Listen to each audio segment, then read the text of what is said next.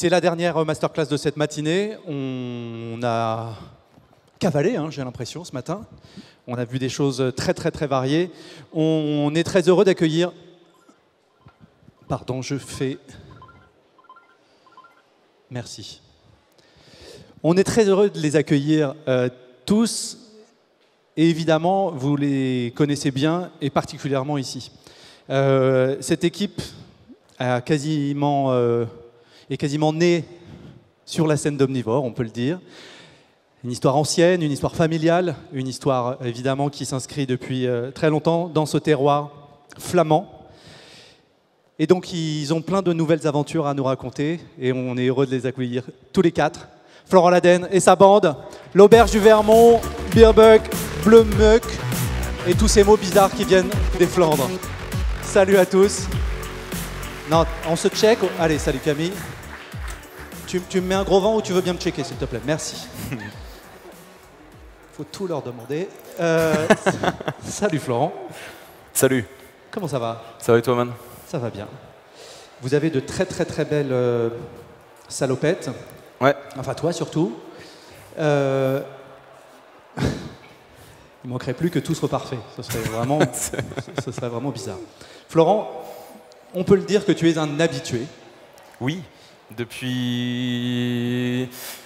La première scène, ça devait être avec Clem, il y a 7 ans, je pense. C'est ça. C'est comme une histoire avec des chapitres, et l'histoire continue de s'écrire à l'Auberge du Vermont et bien au-delà. Oui. L'Auberge du Vermont reste et continuera d'être cet ancrage familial qui est vraiment au cœur de la proposition que tu portes dans ce territoire. C'est ça. Et il y a des petits qui sont nés de ces aventures. On voit d'ailleurs les logos qui apparaissent peut-être sur les images, en gros d'ailleurs. Est-ce que tu peux nous expliquer aujourd'hui ce que tu as envie de nous raconter comme nouveau chapitre de l'aventure Florent Laden? Ok, déjà on va resituer un petit peu notre façon de travailler. Parce que nous, ça fait 7 ans qu'on est là. Il y a certaines personnes qui vont entendre la même chose depuis 4 ou 5 fois. Mais notre façon de travailler est très simple. On travaille qu'avec des produits locaux. Alors c'est un peu réducteur de le dire comme ça. C'est-à-dire que pratiquement tout le monde dit ça. Ouais. Mais vous... Je l'ai entendu pas mal de fois. Ouais. On peut dire que c'est un tout petit peu plus abouti. On ne fait pas de compromis. On ne travaille qu'avec des produits locaux. Il n'y a pas de compromis, il n'y a pas de poivre, il n'y a pas de chocolat, il n'y a pas d'épices, il n'y a pas d'huile d'olive, il n'y a pas de... Il n'y a pas de plein de trucs, mais il y a tout le reste, et on a bien assez. Il y a... Il n'y a pas de plein de trucs, mais il y a tout le reste, et on en a bien assez. Il y en a bien assez. Donc ça, c'est la philosophie, effectivement, qui va innerver l'ensemble de ces maisons. Est-ce que tu peux nous resituer justement ces maisons? Parce que c'est important de comprendre aujourd'hui où est-ce qu'elles se situent, et comment elles se structurent aussi dans la multinationale Laden. L'Auberge du Vermont, c'est vraiment la maison mère. C'est là où j'ai grandi, là où Clem aussi, qui est mon cousin, a grandi. On jouait au foot, on a commencé par faire la plonge quand on avait 8 ans, 9 ans, 10 ans. Le travail des enfants, évidemment, qui Bien reste sûr, une réalité. Évidemment, dans les familles de restaurateurs, c'est comme ça. Et ça continue, et ça va de mieux en mieux, et on a une super équipe, comme dans les autres restaurants. Mais ça, c'est comme tu as parlé d'ancrage. C'est vraiment ça. C'est là que tout a commencé, qu'un jour tout finira. Et c'est là que sont ancrées nos racines, nos valeurs, et notre amour pour ce métier aussi. On a ouvert avec Kev il y aura 8 ans bientôt. Ça ne rajeunit pas. Le Bloom Pot, c'est dans le Vieux-Lille. Le Bloom Pot, ça a été pendant longtemps le petit frère de l'Auberge du Vermont, où finalement on ne faisait que dupliquer ce qu'on faisait à l'auberge. Là, depuis 3 ans maintenant, le Bloom Pot avait 5 ans, un peu comme un enfant. Il a l'opportunité, il a la possibilité de prendre un petit peu son envol par lui-même, de vivre un peu sa vie, parce que comme un gosse qui a 5 ans, tu peux le laisser découvrir un peu. Tout seul, voilà. Et c'est ce qui se passe au Bloom Pot, et ça se passe très bien, très très bien. Et il y a 2 ans et demi maintenant, Kevin, Clem et moi avons ouvert le Beerbuck. Beerbuck en flamand, ça veut dire ventre à bière. Ça va pour le moment, les gars, vous êtes bien, hein? Pour le moment, ouais. On a été fermé, donc on a moins brassé aussi, ça aide. Chez nous, quand on est petit, en Flandre, quand tu mets la main sur le ventre d'un gamin, tu dis c'est quoi ça? Il va pas dire c'est mon ventre, Il va dire c'est mon bierbug. Et c'est un des premiers mots flamands qu'on apprend quand on est petit. Bierbug, pourquoi? Bière parce qu'on est brasseur. Kev, brasse. Kev, c'est un peu notre maître Canter, le monsieur technique de la brasserie. Ça la sortir, hein. T'es content, hein. T'es content du coup d'entendre. Je reste très humble aussi. Ouais. Voilà. Ouais. Il est ravi et humble. C'est beau. Hein. Et donc on brasse. Et bug parce qu'on fait à manger. La partie vraiment cuisine organisationnelle sur notre trio là, c'est Clem. Et Camille. Camille est la chef du Beerbug Lille. Salut Camille, mais ouais, bienvenue dans la famille. Hein. Camille est chef avec Bastien, son amoureux. Et, on se dit tout aujourd'hui, hein, franchement. On en parle, c'est important. On ne sait pas s'ils sont amoureux, mais en tout cas, ils sont en couple. Voilà. Bref, je reste. On enchaîne. Et au Beerbug, le Beerbug à Lille, c'est le rez-de-chaussée en plutôt brew pub. On fait des snacks, on fait de la street food d'inspiration internationale, mais que des produits locaux, toujours. Jamais de compromis, jamais. Et au plus 1, on a un petit restaurant caché qui s'appelle Bloemeke, où on fait une formule à 25 balles pour entrée plat dessert. Très bien. Et alors, quel aspect de cette galaxie vous allez nous présenter aujourd'hui? Là, on va vous montrer ce qu'on fait en ce moment au Beerbug, parce qu'en fait, on n'est pas là pour... honnêtement, on n'a pas préparé le truc outre mesure, parce qu'on a tous la tête dans le boulot, on bosse comme des cinglés, on s'est pas dit, tiens, on va révolutionner le monde de la cuisine, le monde de la street food, etc. On vous montre ce que vous auriez chez nous, en vous donnant les vrais prix, en ce moment, que vous mangiez au Beerbug ou au Bloemeke. On n'a pas ramené des friteuses, mais on fait des plateaux de frites à 5 balles avec une émulsion de maroilles ou des maillots au choix, donc maillot fumé au foin, maillot poireau, ketchup de betterave, plein de trucs. Et de la sauce samouraï, bien sûr. Sauce samouraï, sauce Dallas, sauce Hannibal. On fait quoi comme autre sauce? Moutarde, du moutarde. Non, t'écoutes pas ce que je dis? Non, clairement, elle n'écoute pas. Est-ce que vous voudriez bien qu'on passe en cuisine de ce côté-ci? Oui, bien sûr, on balance. Cuisine de ce côté-ci? Bah, en tout cas, de ce côté-ci. Ok, ça marche, très bien. Donc on va déjà balancer tout ce qu'on fait sur le Bloemeke. Le Bloemeke, c'est comme je vous ai dit, formule à 25 € pour entrée plat dessert. On fait 4 services par jour, là-bas.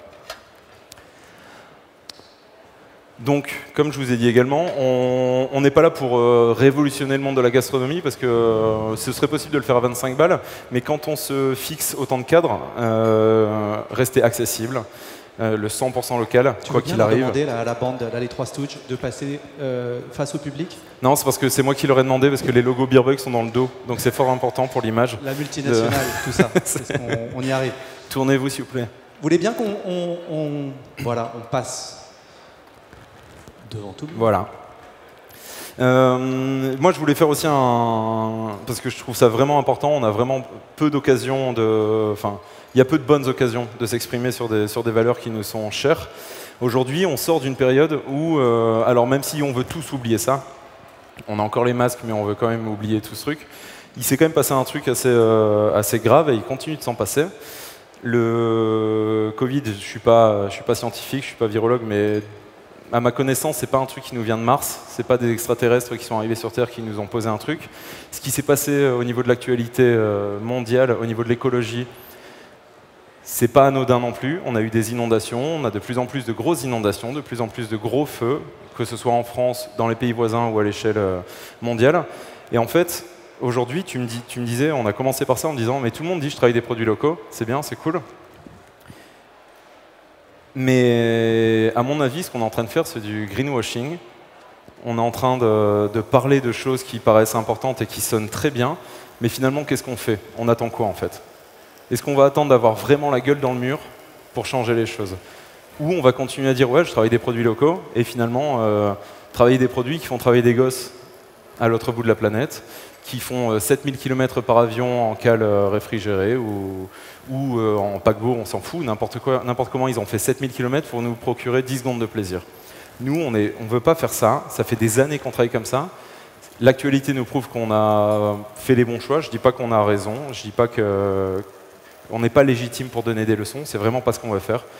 Mais honnêtement, la question que je me pose, y allait avoir un monde de demain, est-ce que vous voyez une grande différence entre ce qui se passait il y a 2 ans, 2 ans et demi, et ce qui se passe aujourd'hui? Moi, perso, j'en vois pas. Nous, on a aujourd'hui cette formule où, je me répète, mais on va pas réinventer le monde de la gastronomie, on va pas on ne va pas refaire le monde, on fait des choses à notre échelle. C'est encore une petite échelle, mais ça fonctionne. D'un point de vue business, d'un point de vue écologie, d'un point de vue économie et d'un point de vue humain aussi. Parce que finalement, c'est ça qui est le plus important. Florent, je te coupe une seconde, mais ce qui me semble important de relever, c'est que la question du restaurateur que tu es, oui. Du cuisinier, du chef d'entreprise, de l'humain, du citoyen, t'invite effectivement à questionner la place de la cuisine même dans cette proposition. Et donc, on a été très loin, effectivement, dans les explorations culinaires. Loa, toi, tu fais le chemin inverse, hein, en revenant sur finalement les contraintes que tu peux t'imposer pour pouvoir en tirer quelque chose. Mais ça veut dire que toi, ta vision du restaurant, elle dépasse le cadre de l'assiette très largement. Bien sûr, mais on achète tellement de produits dans un restaurant. Dans un restaurant. Aujourd'hui, on en a 4. Dans un resto, on en achète beaucoup. Et c'est pas ce qui va faire changer le monde, mais je l'ai déjà dit, vous l'avez peut-être déjà entendu, mais c'est pas grave, je vais me répéter. Aujourd'hui, ce qu'on fait, c'est un réel impact sur un terroir qui est géographiquement pas très grand, mais c'est un impact réel et concret. Quand vous mangez, que ce soit au restaurant ou à la maison, 3 fois par jour, 2 fois par jour, 4 fois par jour pour les plus gourmands, ou ceux qui ont le temps, chaque bouchée a un impact énorme sur le monde qui nous entoure finalement. Et je ne veux pas tomber dans la psychologie, je ne veux pas tomber dans l'analyse sur laquelle j'ai aucune légitimité. Je connais que la bouffe et je ne connais que ça. Et les répercussions qu'ont pu avoir nos choix qu'on fait depuis quelques années maintenant, on les voit, elles sont concrètes, les répercussions. Elles sont là, elles sont devant nous tous les jours. Florent, il y a une phrase qui dans ta bouche, résonne fort aujourd'hui, c'est manger 3 fois par jour, c'est voter 3 fois par jour aussi. C'est ça, manger, c'est voter 3 fois par jour. Et c'est exactement ça.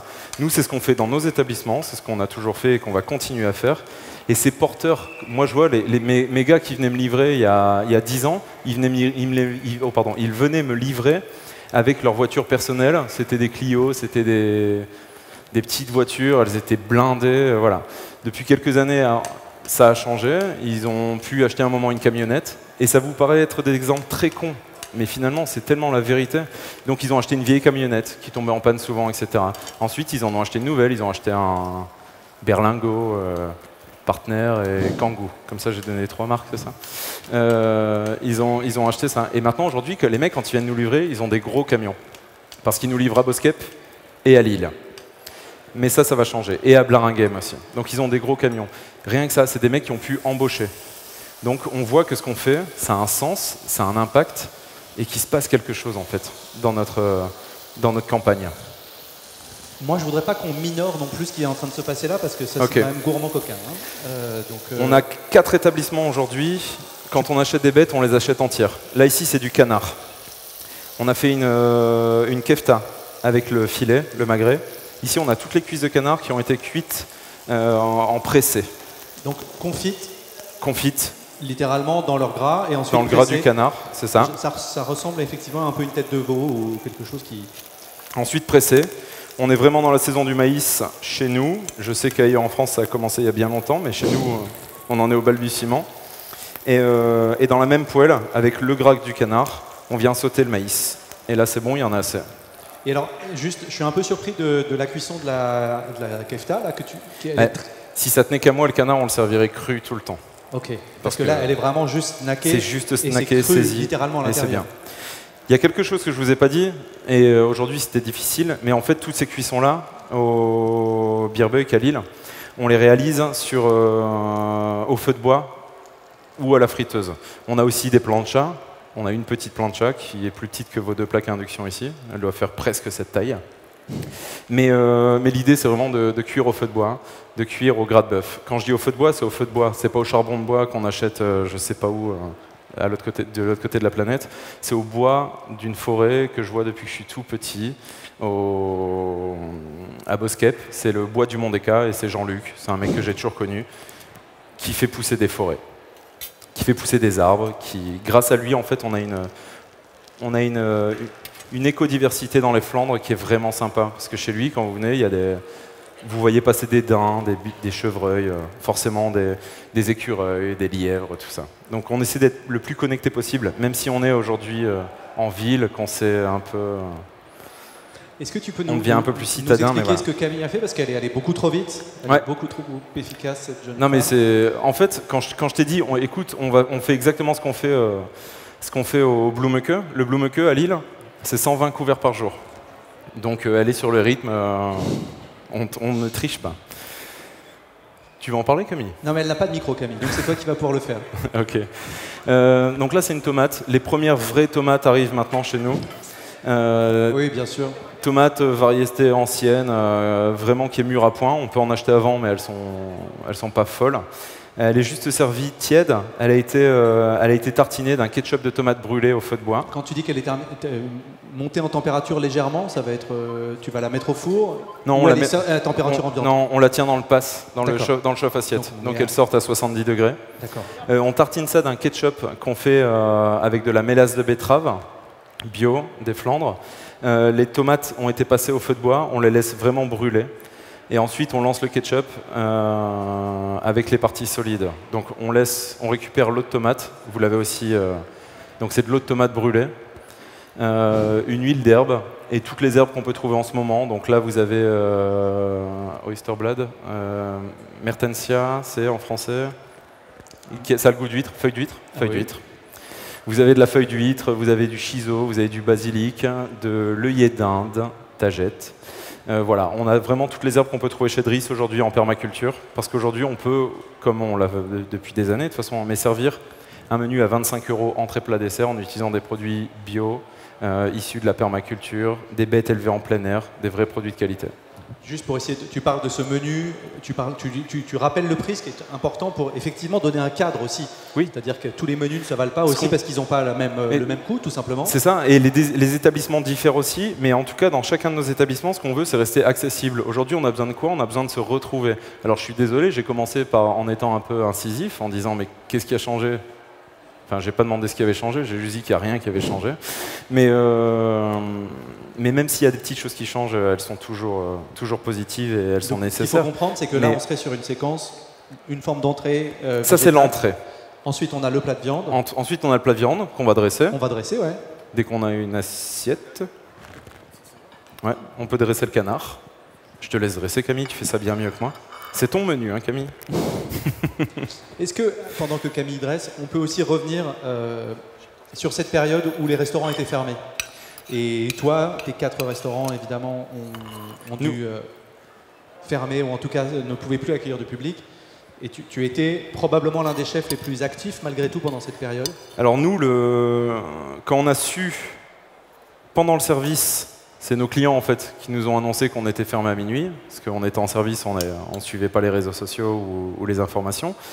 La première question, quand on s'est appelé à 3 à minuit, une fois que les cuisines étaient cleanées, etc., c'était « Ok, qu'est-ce qu'on peut faire pour aider les gars finalement ?» La semaine d'avant, j'avais déjà lancé, j'avais appelé tous mes potes belges parce qu'ils ont fermé une semaine avant. On avait dit, c'est pas grave, à partir de la semaine prochaine, on fait plein de 4 mains. Vos restaurants sont fermés, vous allez prendre le maximum de pognon parce qu'en Belgique, ils ont beaucoup moins d'aides que nous. On ne savait pas les aides qu'on allait avoir, mais on savait qu'on serait plus aidés qu'eux. Et l'idée, c'était, vous allez prendre le maximum de pognon parce qu'on sait qu'on ne va pas fermer pendant 2 semaines et on va faire des 4 mains. Et moi, en plus, j'étais fermé dimanche, lundi dans plusieurs des restaurants, donc je leur avais dit, ces restaurants-là seront les vôtres, faites ce que vous voulez.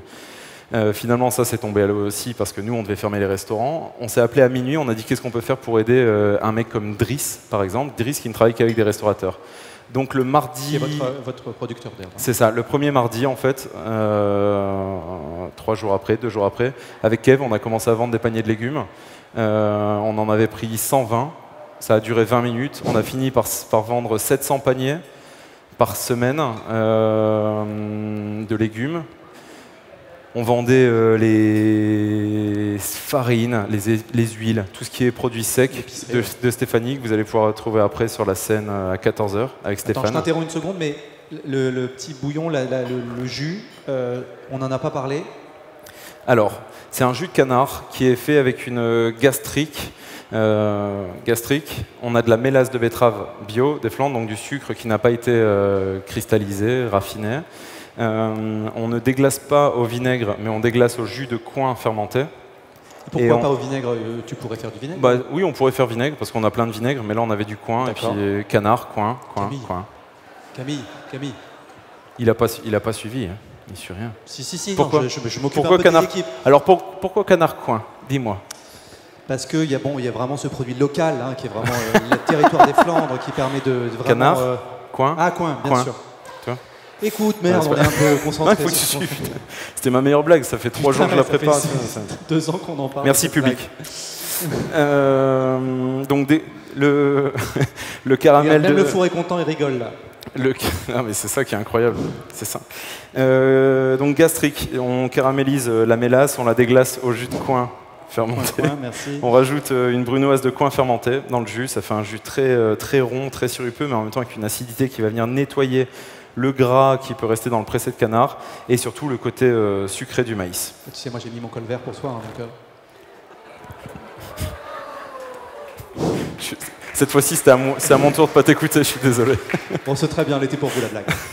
Mais toi, tu as eu du succès. Là, maintenant, c'est à ton tour de dire merci public et d'envoyer des bisous. Bon, ça y est, c'est fait. De toute façon, on est là pour 3 jours, on va pas s'embrasser tout le temps. Voilà pour les assiettes. Et on fait un petit coucou d'assiette, là. On les applaudit pour cette petite assiette de coin-coin. Il nous reste combien de temps? Il nous reste, on est large. On est large, ouais, parce qu'après on va passer au beerbuck. Le dessert, parfait glacé de graines qui ont été torréfiées. Donc tu me disais que tu mettais les graines à torréfier. Elle va l'expliquer beaucoup mieux que moi. Elle n'a pas de micro. Ah si, ça y est. Bien sûr que si. Bien sûr. Merci Kevin. Alors le parfait, en fait, on le fait sur 3 jours. Donc le premier jour, on a besoin de graines, donc toutes les graines qui viennent des Flandres, bien sûr, qu'on caramélise et qu'ensuite qu'on met dans du lait. Donc en fait, on a un lait infusé aux graines. Avec ce lait, on va réaliser une crème anglaise. Et cette crème anglaise, on va l'incorporer à de la crème fouettée. Et ensuite, on va le mettre dans une plaque. Dans une crème anglaise, il n'y a pas de la vanille? Non. Il y a des graines. Merci. Suis. Non, mais c'est pour vous. On t'écoute. Ni vanille, ni anglais. C'est ça. Et une fois qu'il est prêt, en fait, on va le surgeler pour pouvoir le détailler. Et en fait, il se mange encore un petit peu congelé. D'où le parfait glacé. Glacé, bien sûr. Et donc avec, sur le côté, j'ai l'impression, des Alors, petites... c'est pas tout à fait fini, mais en fait, on ajoute une crème anglaise aux groseilles. D'accord. Et ensuite, on va mettre une huile de laurier et des groseilles au sirop. Essayez le laurier en dessert, c'est ma boule. Le laurier en bière aussi, c'est génial. Le laurier, c'est vraiment cool. Le laurier, c'est vraiment cool. Merci. S'il ne fallait retenir qu'une seule chose de cette démonstration, c'est que le laurier, c'est cool. Et la blague de Boris, qui apparemment vous a beaucoup plu. On a des pinces et tout, c'est incroyable. Ah, il y a du budget cette année. Et donc là, on est d'accord pour dire que ces 3 séquences constituent ce menu du Bloemeke. Bloemeke. Ça veut dire la petite fleur. Bien sûr. Et là, on met quelques fleurs, hop, parce que c'est chouette, parce que c'est la saison. Clément va vous dire le nom de cette fleur. Le festival des blagounettes. Non, c'est pas dit. Je sais pas, c'est quoi la blague? Non, mais c'est parce qu'en fait, le problème de Driss, c'est que tu sais jamais le nom de ce qu'il te donne, en fait. Donc les clients nous demandent, souvent on sait pas, mais à chaque fois on répond. Et ça, c'est important. Il faut être là pour tes clients. Tu sais, très bien. Donc nous avons Bloemeke. Bloemeke, c'est ça. Beerbuck, au rez-de-chaussée. On fait des flamiches. La flamiche, c'est la pizza du Nord. Nous, on travaille sur on fait nos pains aussi. Et on travaille sur presque la même base, qui est juste un peu moins hydratée. Donc pain au levain, dans nos pains, il y a juste du sel, de l'eau et de la farine. Rien d'autre. On hydrate un peu moins parce que plutôt que de partir sur une fermentation de 36 heures pour faire notre pain, là on va partir sur une fermentation de 72 heures. Donc si on met énormément d'eau, il va falloir retravailler, rajouter de la farine et ça ne fait pas des résultats très beaux. La flamiche, c'est la pizza du Nord. C'est une pizza mais qui sortira épaisse comme ça quand on la fait au feu de bois. Ici on verra. Ça dépendra de Clément et Camille. Grosse pression. Grosse pression. Non, on va la faire au four. On l'a jamais faite au four mais ça devrait aller. Okay. On a souvent 2 flamiches, 3, ça dépend. La flamiche est vendue entre 7 et 9 balles, ça dépend de ce qu'on va mettre dessus. Euros. En francs belges, ça fait vite 600 francs belges. Et l'idée, c'est d'avoir des plats à partager. Je me répète, mais je pense qu'on a envie d'oublier tout ce qui s'est passé. On a besoin de se retrouver ensemble. Et c'est l'esprit qu'on a, nous, chez nous, au Beerbug. C'est un estaminet. Je ne sais pas si vous savez ce qu'est un estaminet. Prends-nous pour un con, et puis... Oui, quand même, on sait, oui. Alors, c'est quoi un estaminet, Boris? Tu vas nous le raconter, mais... Un estaminet, c'est un endroit où on va manger sans grande prétention. On va manger des plats locaux et se retrouver ensemble. C'est pas tant la cuisine qui va définir un estaminet, c'est plutôt une ambiance. C'est l'ambiance que vous pouvez imaginer du Nord quand on se retrouve tard le soir. L'estaminet, c'est... pas trop tard le soir, Boris. L'estaminet, c'était aussi avant les chapelles du diable. C'est là que tout se passait dans le noir. Un estaminet, c'est pas forcément très éclairé le soir, parce que c'est là qu'on venait vendre du tabac de contrebande. C'est là qu'on venait parler des choses dont on ne pouvait pas parler ailleurs, quand il y avait de la lumière. C'est là qu'on venait rencontrer des filles et boire de l'alcool quand on ne pouvait pas forcément boire d'alcool dans les autres endroits. Le Beerbug, c'est un estaminet dans le sens où on se retrouve, on est ensemble, on partage. On fait beaucoup de plats à partager, aujourd'hui un peu moins par rapport aux normes imposées qui sont normales. Mais l'idée c'est vraiment ça et on y retournera le plus rapidement possible à ces plats à partager. Moi, pourquoi le Bloom Pot est un estaminet, même si ça ressemble vraiment pas à un estaminet, hein, la première partie c'est rose, la seconde c'est noir, on est très radicaux sur les couleurs, super simple mais en même temps on trouve ça très beau. On est un estaminet parce que chez nous, ce sont des grandes tables et qu'il m'est arrivé à plusieurs reprises de voir des étrangers, donc ça parle souvent plusieurs langues à Lille, mais des gens qui ne se connaissaient pas, étrangers au niveau de la nationalité et étrangers au niveau du rapport humain, qui ne se connaissaient pas et qui finalement se disent « goûtez cette sauce avec les frites. Je vois que vous avez pris des frites maroilles, goûtez la sauce, la mayo fumée au foin, elle est top. » Et juste des petites choses comme ça, en fait, ça fait que ton métier, finalement, c'est plus de montrer... d'étaler toutes tes techniques comme ça en 35 minutes, parce que c'est impossible, mais ton métier prend un sens beaucoup plus important, au-delà de notre sens où on est très proactif et très concret sur le pognon, finalement, chez nous. Au niveau du métier, de l'ambiance, du côté humain, parce que finalement, ce sera ça l'avenir, au-delà des tendances, de savoir si tu travailles en basse température, si tu travailles au feu de bois, si tu fais de la bouffe healthy, ou si tu as un dingo de la fermentation. Ouais, ou si tu fais de la fermentation, ou savoir ce que tu sais faire, ou combien de couverts tu sais envoyer tout seul. Ce qui va changer là aujourd'hui, parce qu'il y a des choses qui vont changer, qui nous ont forcés à changer, ce sera le côté humain. Demain, tu peux faire la plus belle cuisine du monde, si tu es un connard, tu seras tout seul chez toi. Il n'y a personne qui va vouloir bosser chez toi. On espère que cette révolution... Et on espère que ce sera comme ça aussi. On espère que ça va vite. Parce que tout le monde se plaint du fait qu'il n'y ait plus de jeunes qui veulent venir en cuisine, mais en même temps, c'est quelque chose que nous avons créé. C'est pas un accident, c'est quelque chose qu'on a créé depuis des décennies. Il y a énormément de choses qui ont paru normales et qui ne sont pas normales. Nous, chez nous, on s'est vraiment focalisé maintenant sur l'humain aussi, sans faire de compromis sur la qualité de ce qu'on envoie, sans augmenter les prix comme des cinglés. Sans faire de compromis sur la provenance de nos produits, mais c'est l'humain qui importe de plus en plus. Et de toute façon, on n'a pas le choix. Je ne suis pas juste altruiste. On a 4 restaurants aujourd'hui. Et je vous dis bien aujourd'hui, je vous en dirai un peu plus bientôt. On a 4 restaurants. Ça fait quelques années maintenant que j'ai compris que tout seul, on ne faisait rien. Et sur 4 restaurants, tu n'as pas d'autre choix, sauf si tu veux tout le temps avoir du turnover et faire des entretiens d'embauche, etc. Mais tu n'as pas d'autre choix que de prendre cette dimension humaine en considération. Passons de l'humain à la betterave. Ok, on va monter les flamiches, c'est ce qu'on vous montrait. Vous voulez les monter? On ne peut pas les monter là parce que le plan est fariné. Donc Camille va monter les flamiches, elle va en faire 2. Elle va faire une flamiche VG. On ne peut pas prendre une planche et la mettre devant parce que là vraiment les... si, vous voyez un peu, mais c'est... Non mais... Oui.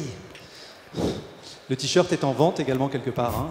Évidemment, au tarif de 49 €. Pour les tailles XS. C'est du coton flamand. Et après, à chaque fois, tu montes de 15 € en 15 € selon la taille. Il est très cool ton t-shirt. Il est très bien mon t-shirt, oui, bien sûr. On va vendre aussi les salopettes. T'as changé, Florent. Là, c'est notre flamiche VG, donc on a un pesto de courgettes, parce que les courgettes ont bien poussé cette année. On n'a pas manqué d'eau, nous non plus. Donc, pesto de courgettes pour la partie VG, pesto d'aubergine pour l'autre. On va faire une flamiche VG courgettes, cornichons à la russe, courgettes crues. Cornichons à la russe, c'est des cornichons fermentés. Et 2-3 autres bricoles dessus. Et là, ici, c'est la flambiche. Putain, les mecs. S'il vous plaît, faites un effort quand même. Flamiche, lamb, agneau. On travaille les... Toi, je t'adore. Tu as ri à ma blague et ça, je l'oublierai jamais. Flamiche à l'agneau, donc comme je vous ai dit, on travaille des pièces entières chez notre boucher. On ne peut pas se permettre de commander 80 gigots par semaine et le reste, on en fait quoi? Donc on travaille main dans la main avec les gars. Donc là, c'est surtout les parties qu'on a confites, donc c'est les parties les moins nobles sur le papier. C'est les souris, les colliers, voilà, les coups. Excusez-moi. Ça va cuire combien de temps, ça? Dans ce four-là, j'en ai aucune idée. Okay. J'allais te demander. Ben, en moins de... Chez nous, moins de 5 minutes. Chez nous, au four à bois, ça cuit en 5 minutes. Très bien, c'est exactement le temps qu'il nous faut. Ok. Là, Clément est en train de lancer un shawarma de betterave. Un shawarma de betterave. Ouais, généralement, on cuit les betteraves entières une première fois au four à bois. Ensuite, on les taille, on les roule comme ça avec, autour du pic à brochette. Et on les repasse au feu de bois et on les sort toutes les 30 secondes pour les laquer avec une sauce. On a fait une sauce barbecue avec du cassis, avec toutes les baies qu'on a. Cette année, c'est une année extraordinaire pour les baies. Donc, cassis, mûre, on a aussi du jus de betterave centrifugé qu'on a réduit, un peu de mélasse et nos épices à nous, donc des graines de fenouil, tout ça. On va juste balancer les plats et on vous expliquera entre-temps. J'avais annoncé que vous connaissez maintenant notre façon de travailler. Je vous ai dit qu'elle fonctionnait, qu'elle était viable économiquement, qu'elle était viable écologiquement saine et forte. L'humain, on passe à 4 jours par semaine de travail pour nos gars, ce qui leur laisse la possibilité d'avoir une vie à côté. On fait un métier de passion, c'est génial, mais la passion ne dure qu'un temps.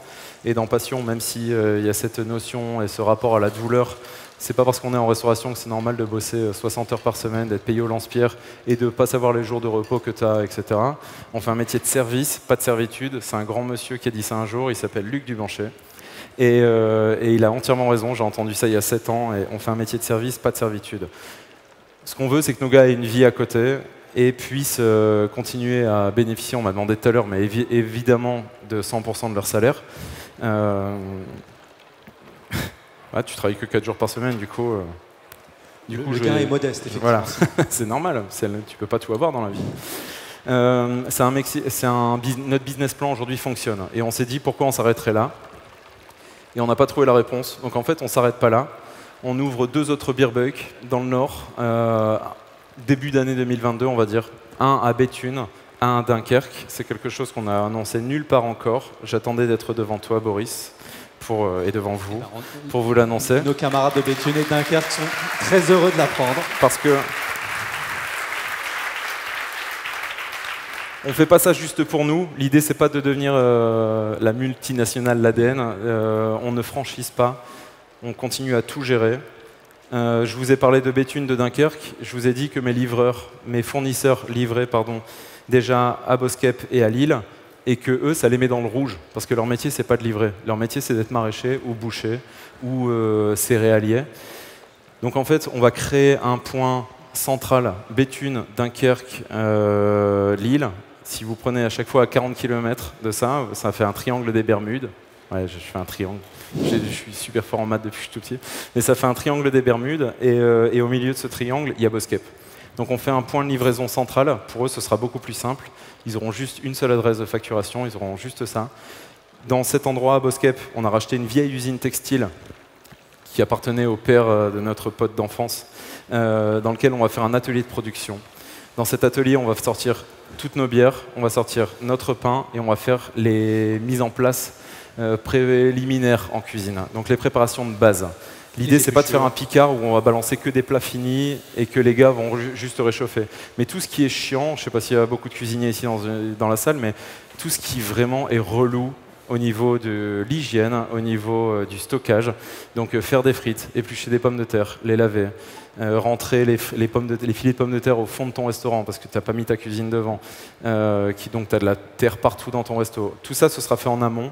Les jus de viande. Et c'est Antoine qui sera chef là-bas. Antoine, c'est un mec que vous avez jamais vu ici. C'est un mec qui a 32 ans. Ça fait 16 ans qu'il travaille avec nous. Il a été chef au Bloom Pot. Il passera chef à l'atelier. Il a passé autant de temps de sa vie à bosser avec nous que sans nous, finalement. Et c'est lui qui sera chef là-bas. L'idée, c'est d'avoir les mêmes jus de viande partout, que ce soit à l'auberge, au Bloom Pot ou au Beer Buck. Et grâce à ça, grâce à toutes ces préparations préliminaires, tu peux te permettre de faire bosser tes gars 4 jours par semaine, sans embaucher 3 mecs de plus par resto, en ayant une qualité qui sera constante dans chacun des établissements, en ayant des mecs qui seront heureux, parce qu'ils seront heureux au boulot, je l'espère, mais ils seront heureux au boulot parce qu'ils seront heureux à la maison, parce que quand ils seront chez eux, ils pourront faire d'autres choses que se reposer. Ils peuvent faire du sport, ils peuvent faire ce qu'ils veulent. Ils travaillent 4 jours par semaine, ils ont 3 jours de repos par semaine, dont 2 fixes. Et on essaie, parce que si aujourd'hui tu le fais pas, on essaie de pousser sur ce côté humain, parce que je me répète, mais c'est pas parce que tu es dans la restauration que tu dois bosser comme un chien pour rien, quoi, finalement.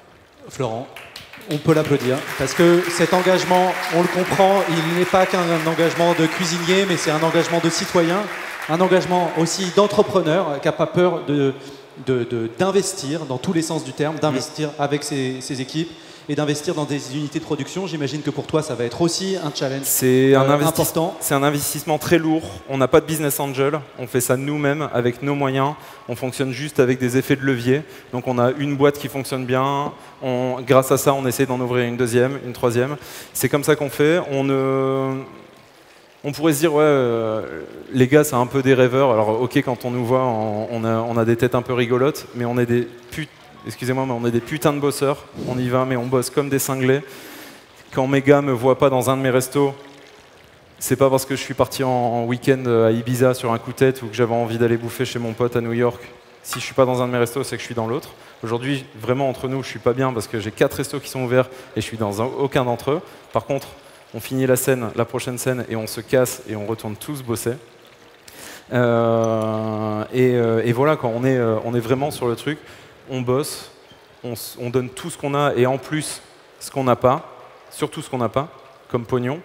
Mais je veux pas de business angel, on est libre, on fait notre truc, on s'inspire des gros systèmes parce qu'on peut continuer à dire oui, McDo, etc. Voilà, c'est quand même des mecs qui ont réussi. On s'inspire de leur système à notre petite échelle, sans faire de compromis sur la qualité, sur la provenance et sur l'humain. Donc les hackers de la gastronomie qui vont pirater le système de l'intérieur, imploser, pour le faire imploser. Littéralement en utilisant... On n'est pas des rebelles, on est des bosseurs et on regarde ce qui se passe, ce qui fonctionne depuis des années. Là-bas, c'est des croquettes de tête de cochon avec une mayo fumée et tabasco et un pickles de graines de moutarde. On achève, effectivement. Je veux bien que tu fasses le dernier menu, si je puis dire. Ouais. Donc le shawarma de betterave, vous en ai parlé. Croquettes de tête de cochon, parce qu'on a travaillé du cochon, bio, élevé en plein air. Mais un cochon, en fait, ça a aussi une tête. Donc on l'a travaillé. Ici, on a les 2 flamiches. La flambiche, donc flamiche, poivron confit, agneau confit, caviar d'aubergine, toujours la patate d'herbe après au-dessus. Et toujours énormément de sel, parce qu'on vend nos pintes à 4, 5, 6 euros, donc il faut que... Voilà. Eh ouais, je suis chef d'entreprise aussi. Et pour terminer alors? Et pour terminer, là-bas, des tempuras de fleurs de courgettes. Donc tempura à la bière. La mayo qui a été dessus, c'était quoi? Mayo, huile de verre de poireau. Ça, c'est ma boule. C'est un peu. Il y a plein de clients qui pensent que c'est du guacamole qu'on met dessus. Les mecs, ils savent où ils mettent les pieds, tu sais. Ils ont tout compris. Mayo, huile de verre de poireau. Eh ben, moi, je pense que si après cette démonstration, vous n'avez pas envie directement. Ça, c'est 7 balles. Ça, c'est 6 balles. Ça, c'est 7 balles. Ça, c'est 7. Et ça, c'est 9. Parce qu'il y a de la viande. De prendre un ticket pour foncer à Lille. Ou, au début de l'année prochaine, à Béthune. Dunkerque. Ou à Dunkerque. ou à Boskep, mais là, c'est pas des tickets. Là, si vous prenez un ticket de train, après, il faut marcher un petit peu. Mais tous les établissements sont cool, tous les établissements sont différents. On se structure parce qu'il y a un moment, on a plein d'envies, on fait plein de choses, mais il faut se structurer parce que c'est bien d'être bosseur, c'est bien d'avoir des idées, c'est bien d'être rigolo, un peu moins que toi apparemment, mais voilà. Mais on se structure. Et il faut savoir aussi. Et on bosse. Conclure. Il faut savoir conclure. On vous aime très fort. Love van Boschip, Blarengem, Reisel, Bethune, Dunkerque. Et à très bientôt les copains. Merci. Florent, Madame et sa bande. Merci.